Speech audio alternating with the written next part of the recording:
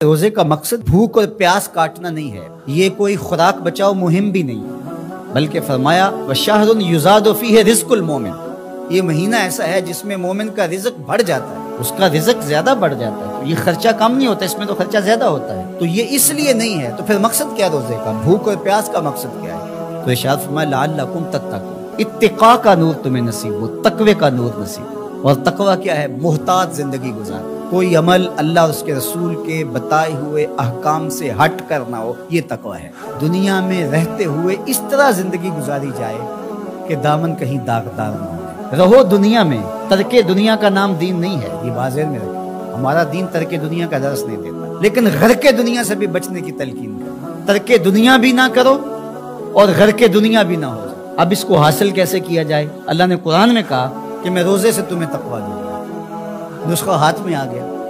اب سوال یہ ہے کہ روزے سے تقوی کیسے ملتا ہے؟ صحیح حدیث میں ہے، بخاری ہے، اذا جاء رمضان سلسلت الشیاطین، جب ماہ سیام رمضان المبارک آتا ہے تو شیاطین جکڑ دیے جاتے ہیں، شیاطین جکڑ دیے گئے، تبھی تو مساجد کے دروازے کھل گئے، تبھی تو نماز کا رجحان پیدا ہوا، صدقہ و خیرات کے لیے لوگوں کے دلوں کے اندر مزید نرمی پیدا ہوئی، جو 5 نمازیں بھی نہیں پڑھتے تھے تراویح کے لیے بھی کھڑے نظر آتے ہیں۔ کیوں؟ شیطان بن گیا، لیکن کم تولا جا رہا ہے، کم ناپا جا رہا ہے، جھوٹ بولا جا رہا ہے، یہ کیوں؟ نفس موجود ہے۔ نیکی کا ماحول اس لیے پیدا ہوا کہ شیطان بن گیا، بدی پھر بھی موجود ہے اس لیے کہ نفس موجود ہے۔ اب ہمارا کام ویسے آسان ہو گیا کہ پہلے تنہا جان کو 2 دشمنوں کے مقابلے میں رہنا تھا اور جان لڑ نہیں پاتی تھی، اب دشمن ایک ہو گیا، ایک بندہ ہو گیا، اب صرف جو ہے وہ ہم نے لڑنا ہے نفس سے، شیطان تو بندہ ہوا، اب نفس سے کیسے لڑیں گے؟ بھوک سے نفس پج مردہ ہوتا ہے، کمزور ہوتا ہے۔ میرے اور آپ کے آقا و مولا حضور ختمی المرتبت صلی اللہ علیہ وآلہ وسلم نے ارشاد فرمایا یا معاشر الشباب من استطاع منکم الباء فلیتزوج، اے جوانوں کے گروہ، تم میں سے جو نکاح کرنے کی طاقت رکھتا ہے دیر نہ کرے۔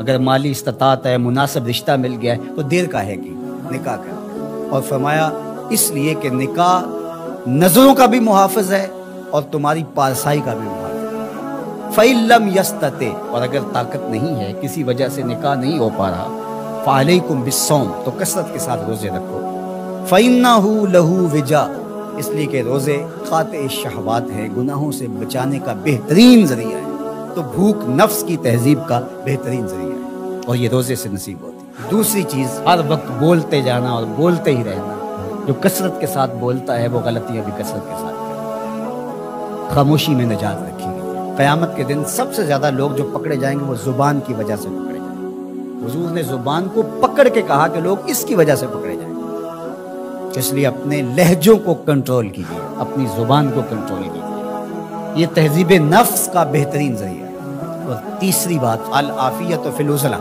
عافیت تو عزلت میں، تنہائی میں، لوگوں میں جانا، لوگوں سے میل ملاپ اور اختلاط جتنا زیادہ ہوگا اتنی زیادہ آزمائشیں ہوگی۔ اس لیے جہاں تک ممکن ہو دینی ضرورت کے لیے آپ کو جانا پڑتا ہے، ضرور لوگوں سے ربط رکھیں، لیکن ربط پورا رکھیں، لیکن ربط بھی اچھے لوگوں کے ساتھ رکھیں۔ فرمایا تمہارا کھانا متقی کے علاوہ نہ کھائے، یعنی جس کی تم دعوت کرو وہ متقی ہو، پرہیزگار، اچھے لوگوں کے ساتھ ربط رکھو، نیک لوگوں کی صحبت میں بیٹھو گے نیکی ملے گی، برے لوگوں کی صحبت کے ساتھ بیٹھو گے تو برائی ملے گی۔ تو آئیے میں اور آپ روزے کو اس کے آداب کی رعایت کے ساتھ رکھنے کا عزم کریں۔